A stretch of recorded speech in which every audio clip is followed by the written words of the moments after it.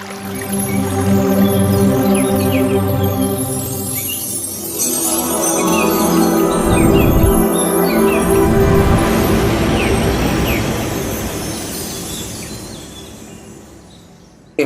ಈಗ ಇವತ್ತಿನ ಕಾರ್ಯಕ್ರಮದಲ್ಲಿ ಈಗ ಜ್ಞಾನ ಸಂದೇಶ ಪರವಾಗಿ ಜ್ಞಾನ ಸಂದೇಶ ಭಾಗವಾಗಿ ನಾವು ಒಂದು ಎರಡು ಅದ್ಭುತವಾದ ಮುದ್ರೆಗಳ ಬಗ್ಗೆ ತಿಳ್ಕೊಳ್ಳೋಣ. ಈ ಮುದ್ರಾ ವಿಜ್ಞಾನ ಅನ್ನೋದು ಬಹುತೇಕವಾಗಿ ಅನೇಕ ಮುದ್ರೆಗಳು ನಾವು ತಿಳ್ಕೊಂಡಿದ್ವಿ ಇಂದಿನ ತರಗತಿಗಳಲ್ಲಿ. ಎಷ್ಟೋ ಸಹಾಯ ಆಗಿದೆ ಮುದ್ರೆಗಳಿಂದ. ಸೊ ಈ ಮುದ್ರೆಗಳು ತಿಳ್ಕೊಂಡೋದು ಒಂದೇ ಅಲ್ಲ, ಅಭ್ಯಾಸ ಮಾಡಬೇಕು. ಯಾರು ಅಭ್ಯಾಸ ಮಾಡ್ತಾರೋ ಅವ್ರಿಗೆ ಖಂಡಿತ ಫಲಿತ ಸಿಗತ್ತೆ. ಎಷ್ಟೋ ತಿಳ್ಕೊಳೋದಲ್ಲ, ತಿಳ್ಕೊಂಡಿದ್ದು ಎಷ್ಟೇ ಆದ್ರೂ ಯಾವುದೇ ಒಂದು ಮುದ್ರಾ ಅಭ್ಯಾಸ ಮಾಡಿದ್ರೆ ಫಲಿತ ಅದ್ಭುತವಾಗತ್ತೆ. ಆ ಮುದ್ರೆಗಳು ದಯವಿಟ್ಟು ಇವತ್ತು ಎಲ್ಲುವಂತ ಎರಡು ಮುದ್ರೆಗಳು ಹೇಳ್ತೀನಿ. ಈ ಎರಡು ಮುದ್ರೆಗಳು ನೀವು ಅಭ್ಯಾಸ ಮಾಡೋಕ್ಕೆ ಪ್ರಯತ್ನ ಮಾಡಿ. ಯಾವಾಗ ಸಮಯ ಸಿಗ್ತದೋ ಆ ಸಮಯದಲ್ಲಿ ಇದು ಈ ಮುದ್ರೆಗಳು ಅಭ್ಯಾಸ ಮಾಡಬೇಕು. ಬ್ರಹ್ಮಮುದ್ರಾ. ಬ್ರಹ್ಮಮುದ್ರಾ ಅನ್ನೋದು ತುಂಬಾ ಇಂಪಾರ್ಟೆಂಟ್ ಮುದ್ರಾ. ಇದೂ ಅಷ್ಟೇ. ಇದು ಹೇಗೆ ಮಾಡೋದು ನೋಡ್ಕೊಳ್ಳಿ. ಎರಡು ಕೈಗಳು ಏನ್ ಮಾಡ್ಬೇಕಂದ್ರೆ ಆದಿ ಮುದ್ರದಲ್ಲಿ ಇಟ್ಕೊಳ್ಳಿ. ಫಸ್ಟ್ ನೋಡಿ, ಈ ರೀತಿಯಲ್ಲಿ ಆದಿ ಮುದ್ರೆ ಹೇಗೆ ಮಾಡೋದು. ಈ ಹೆಬ್ಬೆರಳು ಕಿರುಬೆರಳು ಬುಡಮೇದಲ್ಲಿ ಟಚ್ ಆಗತ್ತೆ. ಈ ತರ ಟಚ್ ಆದ್ಮೇಲೆ ಎಲ್ಲಾ ಬೆರಳು ಕ್ಲೋಸ್. ಇದೇ ರೀತಿಯಲ್ಲಿ ಆದಿಮುದ್ರ. ಎರಡಲ್ಲಿ ಆದಿಮುದ್ರ ಈ ಮಾಡ್ಕೋಬೇಕು. ಮಾಡಿದ್ಮೇಲೆ ಹೀಗೆ ಮಾಡ್ಕೊರಿ.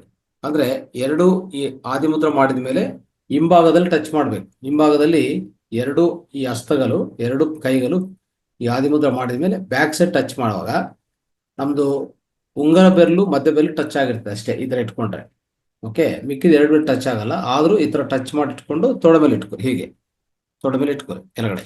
ಇದು ಈ ತರ ಮಾಡಿರೋದು ಹಂಗೆ ಕೆಳಗಡೆ ತಗೊಂಡ್ ಬಂದು ತೊಡೆ ಮೇಲೆ ಇಟ್ಕೊಂಡ್ಬಿಡಿ. ಓಕೆ. ಸೊ ಇದನ್ನು ಈ ರೀತಿಯಲ್ಲಿ ಇಟ್ಕೊಳ್ಳುವಾಗ ಇದು ಬ್ರಹ್ಮ ಮುದ್ರಾ ಅಂತ ಹೇಳ್ತೀವಿ ನಾವು. ಈ ರೀತಿಯಲ್ಲಿ ಅಂದ್ರೆ ಅಲ್ಲಿ ಏನಾಗತ್ತೆ, ಆದಿಮುದ್ರ ಎರಡು ಕೈಗಳು ಮತ್ತೆ ಎರಡು ಕೈಗಳ ಹಿಂಭಾಗದಲ್ಲಿ ಅಂದ್ರೆ ಉಂಗರ ಬೆರಳು ಮತ್ತೆ ಮಧ್ಯ ಬೆರಳು ಟಚ್ ಆಗ್ತಾ ಇರ್ತದೆ ಅಷ್ಟೇ. ಸೊ ಆ ರೀತಿಯಲ್ಲಿ ಇಟ್ಕೋಬೇಕು. ಸೊ ಇದು ಮಾಡುವಾಗ ಏನಾಗತ್ತೆ, ಈ ಬ್ರಹ್ಮಮುದ್ರ ಮಾಡಿದ್ರೆ ಏನಾಗತ್ತೆ, ಏನಿಲ್ಲ, ಅತ್ಯಂತ ಲಾಭ ಏನಂತಂದ್ರೆ ಇಡೀ ನಮ್ಮ ದೇಹದಲ್ಲಿ ಪೂರ್ತಿ ಪ್ರಾಣಶಕ್ತಿ ಹರಿತಾ ಇರ್ತದೆ. ನೋಡಿ, ನಮ್ಮ ದೇಹದಲ್ಲಿ ಪ್ರಾಣಶಕ್ತಿಯನ್ನು 72 ನಾಡಿಗಳಲ್ಲಿ, 72 ನಾಡಿಗಳು ಏನಿದೆಯೋ, 72,000 ನಾಡಿಗಳು, ಅದಕ್ಕಿಂತ ಮೇಲೇನೆ ಇರೋದು 72,000 ಪ್ಲಸ್ ಅಂತಂದ್ರೆ ಒಂದು 3 ಲಕ್ಷವರೆಗೂ ಇರ್ಬೋದು ಎಲ್ಲ ನಾಡಿಗಳು ಸೇರ್ಕೊಂಡ್ರೆ. ಸೊ ಈ ನಾಡಿಗಳ ಒಳಗಡೆ ಪ್ರಾಣಶಕ್ತಿ ಹರಿಯೋದಕ್ಕೆ, ಪ್ರತಿಯೊಂದು ನಾಡಿಯಲ್ಲಿ ಪ್ರಾಣಶಕ್ತಿ ಸೊ ಯಥೇಚ್ಛವಾಗಿ, ಸೊ ಅತಿ ಹೆಚ್ಚಾಗಿ ಆ ಪ್ರಾಣಶಕ್ತಿಯನ್ನು ಹರಿಯಕ್ಕೆ ಅಂದ್ರೆ ಫ್ಲೋ, ಪ್ರವಾಹ ಮಾಡಕ್ಕೆ ಇದು ಅವಕಾಶ ಕಲ್ಪಿಸ್ತದೆ. ಅದಕ್ಕೆ ಇಂಥ ಅದ್ಭುತವಾದ ಈ ಮುದ್ರಾ ನಮ್ಮಲ್ಲಿ ಪ್ರಾಣಶಕ್ತಿ ಆ ಮೂಮೆಂಟ್ ಅನ್ನು, ಪ್ರವಾಹವನ್ನು ಹೆಚ್ಚು ಮಾಡುತ್ತೆ ಅಂತ ಅರ್ಥ ಮಾಡ್ಕೊಳ್ಳಿ. ಈ ದೇಹದಲ್ಲಿ ಪ್ರಾಣಶಕ್ತಿ ಚೆನ್ನಾಗಿ ಹರಿತಾ ಇದ್ರೆ ಏನಾಗತ್ತೆ, ಆರೋಗ್ಯ ಸುಧಾರಿಸ್ತದೆ. ಅಂದ್ರೆ ಯಾವುದೇ ಅನಾರೋಗ್ಯ ಇದ್ರೆ ಅನಾರೋಗ್ಯ ಹೋಗುತ್ತೆ. ಮುಂದಿನ ದಿವಸದಲ್ಲಿ ಯಾವುದು ರೋಗ ಬರಲ್ಲ, ಅದನ್ನ ಅರ್ಥ ಮಾಡ್ಕೋಬೇಕು. ಆಮೇಲೆ ನಮ್ಮಲ್ಲಿರುವಂತ ಎಲ್ಲ ಒಂಥರ ನೆಗೆಟಿವ್ ಎನರ್ಜಿ ಏನೇ ಇದ್ರು ಅದು ಪೂರ್ತಿ ಹೋಗಲಾಡಿಸ್ತದೆ ಈ ಮುದ್ರಾ. ಏನೇ ನೆಗೆಟಿವ್ ಎನರ್ಜಿ ಯಾವ್ದನ್ನೇ ಇರಲಿ ಅದನ್ನು ಪೂರ್ತಿ ಹೋಗಲಾಡಿಸ್ತದೆ. ಸೊ ಇದರಿಂದನೂ ಸಹ ಒಂದು ಪ್ರಶಾಂತವಾದ ಮನಸ್ಸು ಹೇಳ್ಬೇಕಂದ್ರೆ, ಮತ್ತೆ ಒಂಥರ ಧ್ಯಾನ ಮಾಡ್ತೀವಲ್ಲ, ಧ್ಯಾನ ಮಾಡೋರ್ಗು ಸಹ ಇದು ತುಂಬಾ ಸಹಾಯ ಮಾಡುತ್ತೆ. ಯಾವ ರೀತಿಯಲ್ಲಿ ಅಂದ್ರೆ ನಿಮ್ಮಲ್ಲಿ ಆ ಕಾನ್ಸಂಟ್ರೇಷನ್, ಈಗ ಯಾರ್ಯಾರು ಧ್ಯಾನ ಮಾಡ್ತಾರೋ ಅವ್ರಿಗೆಲ್ಲ ಏನಂತಂದ್ರೆ ಅದ್ಭುತವಾದ ಆ ಫೋಕಸ್ ಸಿಗತ್ತೆ. ಯಾಕಂದ್ರೆ ಮೈಂಡ್ ತುಂಬಾ ಕಾಮ್ ಆಗಿರುತ್ತೆ. ಮತ್ತೆ ನಾವು ಆ ಶ್ವಾಸದ ಮೇಲೆ ಗಮನ ಇಟ್ಕೊಳ್ತೀವಲ್ಲ, ಅದನ್ನು ಸಹ ಹೆಚ್ಚು ಮಾಡುತ್ತೆ. ಅತಿ ಸುಲಭವಾಗಿ ಮಾಡೋಂಥ ಅವಕಾಶ ನಮಗೆ ಸಿಗತ್ತೆ. ಆಮೇಲೆ ನಮ್ಮ ದೇಹದಲ್ಲಿ ಯಾವುದೇ ಒಂಥರ ಟಾಕ್ಸಿನ್ಸ್ ಇರಲಿ, ಇನ್ನೊಂದಿರಲಿ, ಟಾಕ್ಸಿನ್ಸ್ ಅಂದ್ರೆ ವಿಷ ಪದಾರ್ಥಗಳು ಯಾವುದೇ ಇರಲಿ, ಎಲ್ಲಾನು ತೊಲಗಿಸುವಂತ ಅವಕಾಶ ಇದಕ್ಕಿದೆ. ಆಮೇಲೆ ಲಂಗ್ಸ್, ಎಸ್ಪೆಷಲಿ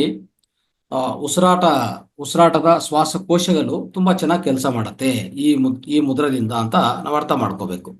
ಸೊ ಆ ರೀತಿಯಲ್ಲಿ ಸ್ನೇಹಿತರೆ, ಸೊ ಅದ್ಭುತವಾದ ಮುದ್ರೆ ಇದು. ಇದನ್ನು ಪ್ರಾಕ್ಟೀಸ್ ಮಾಡೋದು ತುಂಬಾ ಇಂಪಾರ್ಟೆಂಟು. ಅಂದ್ರೆ ಏನಾಗುತ್ತಂದ್ರೆ ತುಂಬಾ ಟೈಮ್ಸ್ ಏನ್ ಮಾಡ್ತೀವಿ, ಮುದ್ರೆಗಳು ತಿಳ್ಕೊಂತೀವಿ, ಪ್ರಾಕ್ಟೀಸ್ ಮಾಡಲ್ಲ, ಅದು ಫಲಿತ ಸಿಗಲ್ಲ ನಮಗೆ. ಅದೇ ರೀತಿಯಲ್ಲಿ ಈ ಬ್ರಹ್ಮಮುದ್ರಾ ಸಹ ಖಂಡಿತವಾಗಿ ಪ್ರಾಕ್ಟೀಸ್ ಮಾಡೋರಿಗೆ ಫಲಿತ ಸಿಗತ್ತೆ. ಸೊ ನಾವು ಧ್ಯಾನ ಮಾಡ್ತಾ ಇದೀವಿ, ನಮ್ಗೆಲ್ಲರಿಗೂ ಈ ಎರಡು ಮುದ್ರೆಗಳು, ಇವತ್ತು ಅಂತ ಎರಡು ಮುದ್ರೆಗಳು ಧ್ಯಾನಕ್ಕೆ ಸಂಬಂಧಿತ ತುಂಬಾ ಸಹಾಯ ಮಾಡತ್ತೆ, ಅದನ್ನ ಅರ್ಥ ಮಾಡ್ಕೊಳ್ಳಿ. ಅಂಜಲಿ ಮುದ್ರಾ ಆಗ್ಲಿ, ಆಮೇಲೆ ಬ್ರಹ್ಮಮುದ್ರಾ ಆಗ್ಲಿ, ಯಾರ್ಯಾರು ಧ್ಯಾನ ಮಾಡ್ತಾ ಇದ್ರೋ ಅವ್ರಿಗೆ ತುಂಬಾ ಸಹಾಯ ಮಾಡತ್ತೆ. ಸೊ ದಯವಿಟ್ಟು ಪಾಲನೆ ಮಾಡಿ. ಸೊ ಆಮೇಲೆ ನಮ್ಮ ಕಣ್ಣುಗಳ ಒಳಗಡೆ ಇರುವಂತ ರೆಟಿನಾ ರೆಟಿನಾ ಇದೆಲ್ಲ ರೆಟಿನಾನು ಮತ್ತೆ ನಮ್ಮ ಈ ಕುತ್ತಿಗೆ ಭಾಗ, ಕುತ್ತಿಗೆಗೆ ಹಿಂದಿನ ಭಾಗ ಅಂತ ಹೇಳ್ಬೋದು, ನೆಕ್ ಪೋರ್ಷನ್, ಮತ್ತೆ ಈ ಶೋಲ್ಡರ್ ಅಂದ್ರೆ ಭುಜಗಲಿರೋದು, ಇವೆಲ್ಲಾನು ಸ್ವಲ್ಪ ಬಲಪಡಿಸ್ತದೆ, ಅಂದ್ರೆ ಸ್ಟ್ರೆಂತ್ ಮಾಡುತ್ತೆ. ಸೊ ಆ ರೀತಿಯಲ್ಲಿ ಇಷ್ಟೆಲ್ಲ ಹಲವಾರು ಲಾಭಗಳು ನಾವು ನೋಡಿದೀವಿ. ಸೊ ಖಂಡಿತ ಆ ಇದು ತುಂಬಾ ಸಹಾಯ ಆಗತ್ತೆ. ಇದು ಮಾಡ್ತಾ ಮಾಡ್ತಾ ಹೋದ್ರೆ ನಾನು ಈಗಾಗಲೇ ಹೇಳ್ತಾ ಇದ್ದೆ, ನಿಮ್ಮಲ್ಲಿ ಒಂದು ಧಾರಣ ಶಕ್ತಿ ಅಂದ್ರೆ ಈಗ ಧ್ಯಾನ ಕೂತ್ಕೊಂತೀವಿ, ಶ್ವಾಸನ ಗಮನಿಸಬೇಕು, ಅದು ಅಷ್ಟು ವೇಗವಂತವಾಗಿ ಬರಲ್ಲ ಎಲ್ಲರೂ. ಈ ಮುದ್ರ ಮಾಡ್ತಾ ಇದ್ರೆ ಅಂತವ್ರಿಗೆ ಆ ಸ್ಥಿತಿ ವೇಗವಂತವಾಗಿ ಬಂದ್ಬಿಡ್ತದೆ. ಅವರು ಧ್ಯಾನ ಚೆನ್ನಾಗಿ ಮಾಡ್ಕೊಂಡು ಹೋಗ್ತಾರೆ. ಓಕೆ, ಈ ರೀತಿಯಲ್ಲಿ ಆಗತ್ತೆ ಇಂಥ ಅದ್ಭುತ ಫಲಿತಗಳು ಇದಕ್ಕೋಸ್ಕರ. ಸೊ ಮತ್ತೆ ನಿಮ್ಮಲ್ಲಿ ಯಾವುದೇ ಸ್ಟ್ರೆಸ್ ಇದ್ರೆ, ಒತ್ತಡ ಇದ್ರೆ ತೆಗೆದಾಗ್ತದೆ, ಅಂದ್ರೆ ಒತ್ತಡಿಯನ್ನು ತೊಲಗಿಸ್ತದೆ ಈ ಮುದ್ರ. ಯಾವುದು? ಬ್ರಹ್ಮ ಮುದ್ರ. ಅದಕ್ಕೋಸ್ಕರ ಪ್ರತಿಯೊಬ್ಬರು ಪ್ರಾಕ್ಟೀಸ್ ಮಾಡಿ ಅಂತ ಹೇಳ್ತಾ, ಸೊ ಇವತ್ತಿನ ಈ ಕಿರು ಜ್ಞಾನ ಸಂದೇಶವನ್ನು ನಾವು ಈಗ ಮುಕ್ತಾಯ ಮಾಡ್ತಾ ಇದ್ದೀವಿ. ಥ್ಯಾಂಕ್ ಯು, ಧನ್ಯವಾದಗಳು.